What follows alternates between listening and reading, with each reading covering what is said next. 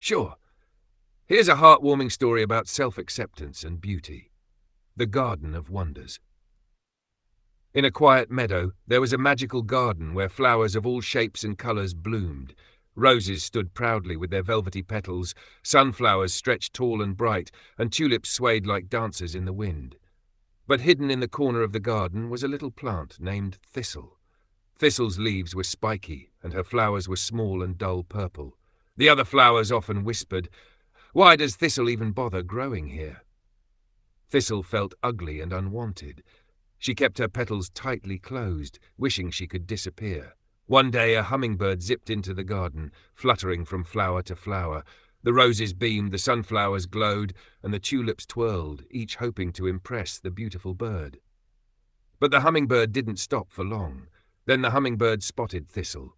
Curious, it hovered close and sipped nectar from her tiny purple bloom. "Mmm," the hummingbird hummed. "This is the sweetest nectar I've ever tasted." The roses gasped. "But she's so plain." The hummingbird chuckled.